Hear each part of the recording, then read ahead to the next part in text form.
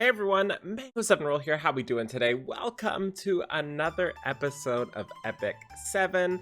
And today is finally going to be my Abyss 90 clear. Unfortunately, I was playing K-pop during this clear because I was tired of failing, and I was like, you know what? We really need some K-pop up in here. And turns out I cleared it right after, so this is the team I went with. I tried infinity other teams. I really just wanted to use my good little kitty Clarissa at the front there. So that was the whole idea behind this team. I think there could have been better options. She just wasn't exceptional, but she was fun. I did this right after equipment refresh happened, so this is the first thing I did. You can walk through this with me if you would like. The first phase for this, I would just like to say, before we get going, is Lorena is better than Luna for this. If I had my Lorena rune, this would have been so much easier, and I probably would have had this cleared like weeks ago. Because Lorena's combat readiness is just so insane for this fight. So phase 1 here, if you haven't seen one of these videos before, I might as well walk it through with you. The idea is you need to get Tenebria down to 50% HP. Pretty easy phase. They do have some random annoying tendency to just one-shot people. And by one-shot, I mean like 6-shot, because they always attack who's targeted. So the ads right now are going to target Kitty Clarissa here, and sometimes they target something like Luna and just full to zero her, and you have to start again. Phase 1 of this place takes, or stage 1, sorry, takes like 10 to 15 minutes, so it's really frustrating to have that happen. You can see how close she gets to dying here. Also, every time you hit Tenebria, they get like 50% combat readiness or something like that. The two little ads, so it really gets annoying, which is why you see me switch to the ads here. Can just clear the ads first and then kill Tenebria. That does make it safer, but at the same time, that takes freaking forever. Like, absolutely freaking forever. So that's why I don't like doing that. I'd rather just go for it. Also, the gear is going to be at the end of this sweet little video here too. Also, you guys can savor the fact that I'm sitting here without a shirt on, because I can do that because you can't see me. The wonders of the internet. This is just such an annoying phase. It's just a time waster. The main part is you kind of have to time when you go into the next phase and with what abilities, because the next phase can be super duper annoying if you do screw it up or you go in with no cooldowns up. And we'll explain that too. Again, I know a lot of you know all this already. You've watched me fail at this forever, but seeing a clear video might be good for once, and you guys asked for it. So you can also see Kitty Clarissa just kind of doing her thing. A lot of people are going to ask if she's worth it. I honestly still think no. I don't think this change really does enough for her. She is wonderfully adorable. If you don't know, her VA is Abby Trot, who is absolutely insane. So if you have not heard or seen what Abby Trot can do, I really recommend you YouTube her and check it out. She's also the singer of the new Smash Ultimate theme song. I forget the name of the song, but I'm sure you guys know. She's super awesome. I love her to death, and that's why I built Kitty Clarissa. Not to mention, Kitty Clarissa is Kitty Clarissa. This is really annoying because you do not want to transition with defense down and all that sort of stuff on you and attack breaks. So I kind of have to just chill out a bit on the ads. How far are we in here? We are 4 minutes into this phase already, and I just kind of have to sit here. God, this fight is annoying, and I really should speed this up. Why don't we do that, actually? Why don't we make this go just a little bit faster? You guys don't need to see it in a super regular speed, so we'll go to, let's go to 1x speed. Sure. Yeah, this is so much better. I don't know why I had it slow. So we're going to push into the second phase. Second phase, 3 ads spawn, Raz, Aether, and Mercedes. It is a stun fiesta. Just absolute insane amounts of stuns. Super annoying. There is a 33% chance that one of them gets a buff called Betrayal of Truth or something like that. I forget what it's called. And the other 2 get Be Destroyed. You need to kill the one that gets revealed the truth, and then you go into the next phase.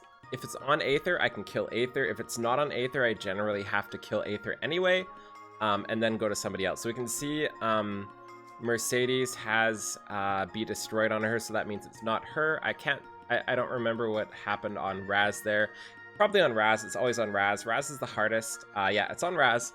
So Aether has Be Destroyed, so this means I have to kill Aether first, which if it was on Aether, the phase would end right off the bat. There's also a stacking debuff as well that makes them super. Oh, I go for Raz here. Interesting. Nice defense break. I probably said that out loud too. Nice defense break. So I'm gonna go for Raz. I think I do this because I have heal block on my Kitty Clarissa, which does actually help a lot in this battle. But you can see how long it takes to kill Raz, and Aether's heal is like 30 to 40% heal, and Raz has like a bajillion HP. He has 175,000 HP. So when Luna, with pretty decent gear, is hitting for 11k, and he's got that much, it just kind of, it takes a while. So this is why we can kill Raz. That's because we have the HP buff. And you can see all of the stuns from Mercedes. If we didn't have Angelica here giving us immunity, we would be getting our butt kicked. I do think you can go with Deanne Tamarin or Deanne Angelica, any combination of those two healers. I honestly think Jekt might be okay here if you can rely on RNG in your last phase, which is a terrible idea. So you probably shouldn't do it, but it will help you with your debuffs. So here we go, we finally got a defense break. This is actually one of the faster phases I've got by the looks of things, unless he's about to get healed there. That gets rid of buffs too. So yeah, we are about to get a heal, and watch how much this heals here onto... Oh, Aether doesn't have his heal up, never mind. We're not about to get a heal yet. I just want to show you how much it heals for, because it's freaking ridiculous. Get that deeps in, Luna!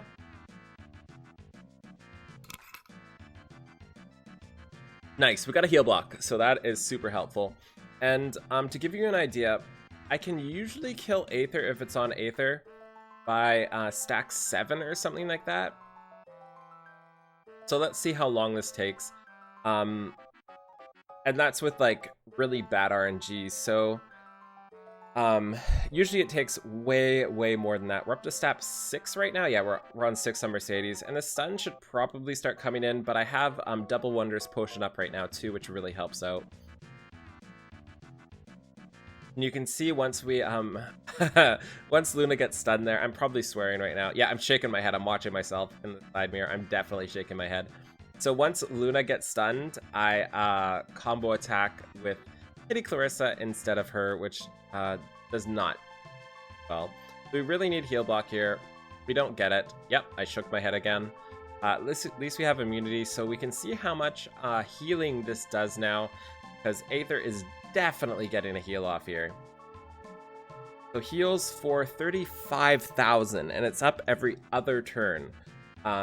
So if you don't have heal block or some sort of provoke or something like that, it gets really annoying. So we are now 11 minutes in. We're not even halfway through the second phase yet. We get the stun, but it doesn't matter. This is the most RNG-based, most ridiculous fight ever. Especially trying to do this without immunity, you were just literally endlessly stunned, like forever. And the fact that with certain teams, I cannot win if it's on Aether, so I get to where Aether is, I just leave if it's not on Aether, is even more frustrating. As you can see, Aether has his heal up already, but we do have heal block this time. It does land. And once their stacking debuff gets higher, it just gets nuts. So they're up to 9 already. If this was on, Ras is on 10. If this was on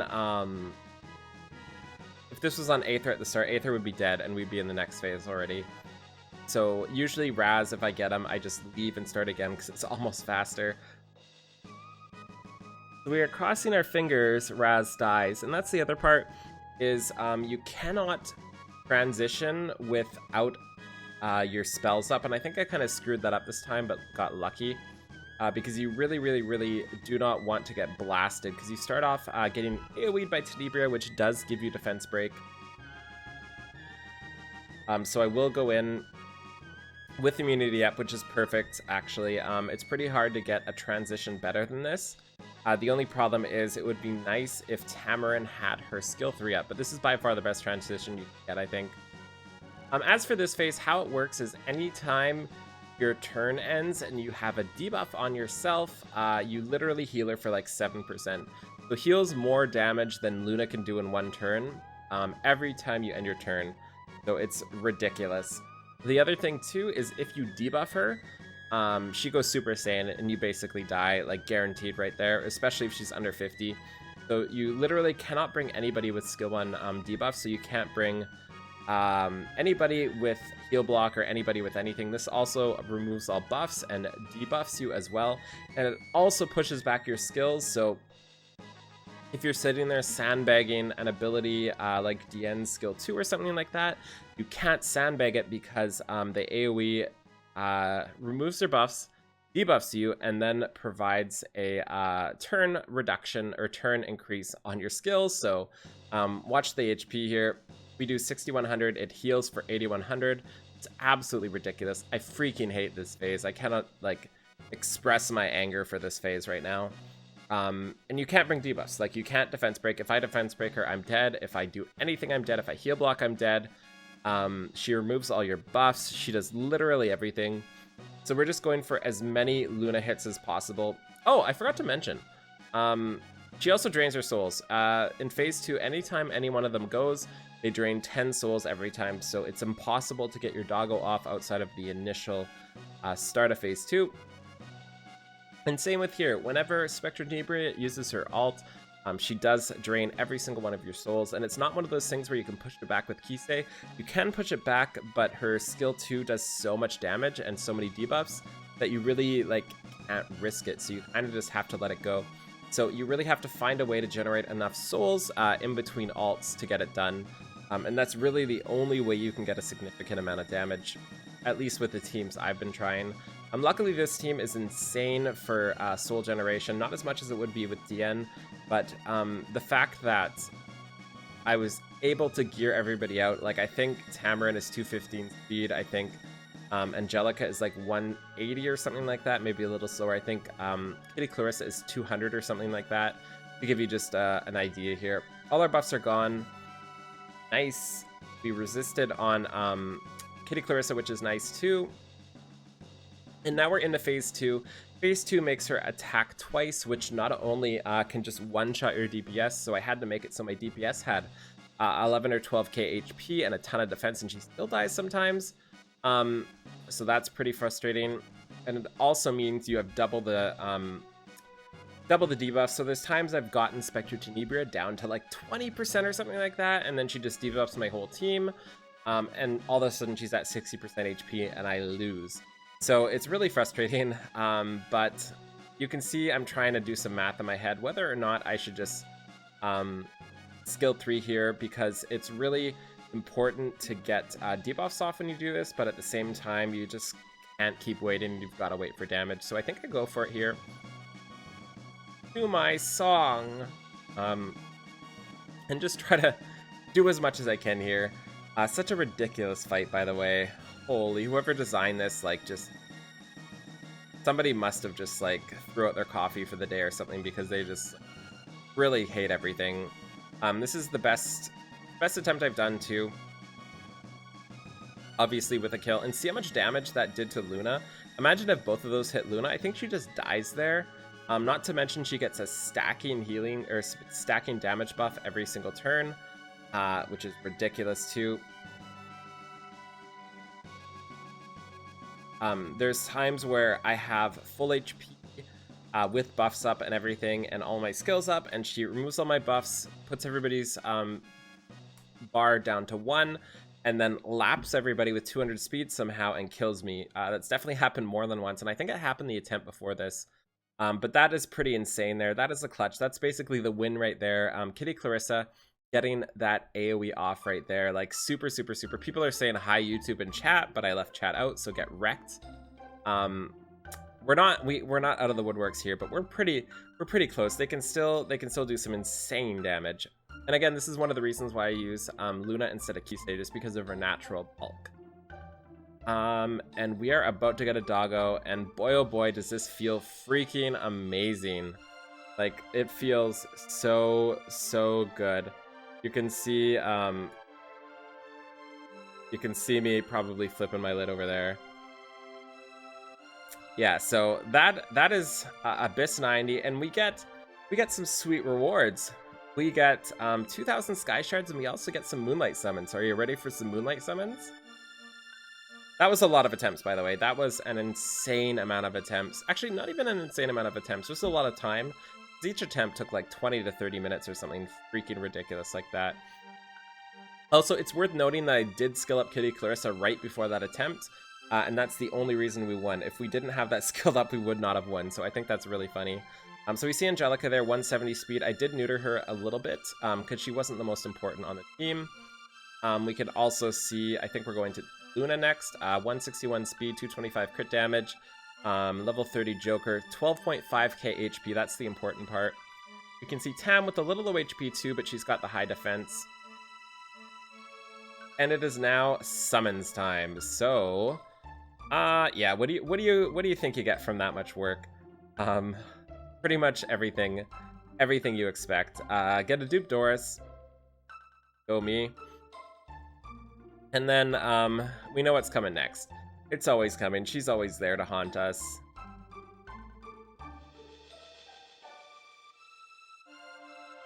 And you can see my sadness as Mursa comes for the billionth time. That's like my 7th Mursa or something like that. She's definitely my most summoned ML unit. So yeah, there you go. That is how that battle went. I really encourage you guys to do as much as you can in Abyss while you can, because during this free week is the best time to do it. Anyways, thank you so much for watching. Feel free to like, comment, subscribe as always, and I'll talk to you later. Bye, everybody. I'm waving. Why do I always wave? You can't see me, Mango. Holy.